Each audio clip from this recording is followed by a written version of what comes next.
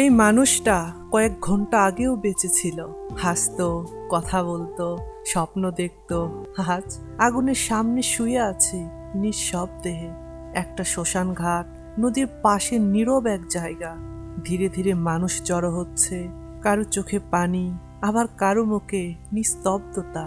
এখানেই আজ শেষ হবে একটা জীবনের গল্প। শুকনো কাঠ আর খড়ি দিয়ে তৈরি হচ্ছে চিতা।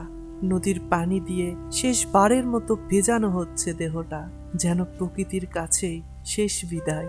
শরীরে লাগানো হচ্ছে ঘি, তারপর ধীরে ধীরে কাঠের মাঝেই শুইয়ে দেওয়া হয় মানুষটাকে। ওপরে আবার কাঠ ধীরে ধীরে ঢেকে ফেলা হয় পুরো শরীরটা।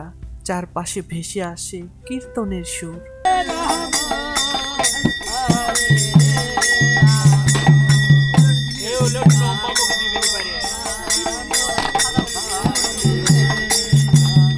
আর ভেতরে ভেতরে জমে ওঠে একটা ভারী নীরবতা। তার সব থেকে কাছের মানুষটি হাতে আগুন নিয়ে প্রদক্ষিণ করে কয়েকবার, আর তারপর একটা মুহূর্ত, একটা সিদ্ধান্ত।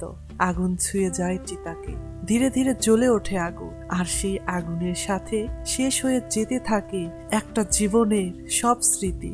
3 থেকে 4 ঘন্টা সবাই দাঁড়িয়ে থাকে, কেউ কথা বলে না, শুধু আগুনটা কথা বলে, বলতে থাকে আমাদের শেষ ঠিকানার গল্প। আর শেষে চিরা, দই, নীরব এক বিদায়ের পর মানুষ ধীরে ধীরে ফিরে যায়। জীবন আবার চলতে থাকে, কিন্তু প্রশ্ন থেকে যায়, আমরা যারা এখনো বেঁচে আছি, আমরা কি সত্যিই বাঁচছি, নাকি শুধু সময় পার করছি? যত ধর্ম তত নিয়ম। আমাদের ধর্মে একজন মানুষ যখন মারা যায়, তাদের সবার জন্য একটাই নিয়ম, কিন্তু হিন্দু ধর্মের মানুষ মারা গেলে তাদের নিয়মটা একটু ব্যতিক্রম। এক শ্রেণীর লোক আছে যাদেরকে হলো শুধুমাত্র মুখটুকু পোড়ানো হয়, আর তার পুরো যে শরীরটা সেটা হলো মাটিতে পুঁতে রাখা হয়।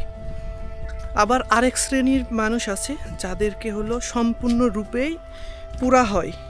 এই পানিটা তাদের কাছে অনেক বেশি পবিত্র আর কি। মানে একজন যখন মারা যায় তখন তার শরীরের যত পাপ বা গুনাহ, এই জিনিসগুলো এই পানিতে পড়ার ফলে সেটি পবিত্র হয়ে যায়। এটা হলো তাদের বিশ্বাস আর কি। ভাবে পুরানো হয় তাদেরকে। এই যেগুলো হচ্ছে তাদের কবর, এইটা এ পাশে বিভিন্ন জায়গায়, এই যে আরও সামনে অনেক আছে। তো আমি এর আগে যেটা দেখছিলাম সেটা ছিল শুধুমাত্র মুখ পুরানো। তো আজকে আমি দেখব একদম সরাসরি যেটা পুরানো হয়, মানে সম্পূর্ণরূপে পুরো যেটা ভস্ম করানো হয়। তো এগুলো আসলে যেহেতু সেনসিটিভ বিষয়, আমি জানি না তারা আমাকে ভিডিও করতে দেবে কি না। আমি তাদের অনুমতি যদি পাই তাহলে আমি ভিডিওটা ধারণ করব। তো এখন আমার ওই পাশে পার হওয়া লাগবে আর কি। এখানে পার হওয়ার সিস্টেমটা একটু কঠিন। একটা মাত্র সাঁকো, আর সেই সাঁকোতে হচ্ছে একটা করে মাত্র বাঁশ। পা ফসকে যাওয়া মানেই এই পানির ভিতরে মানে নিজেকে সমর্পণ করা।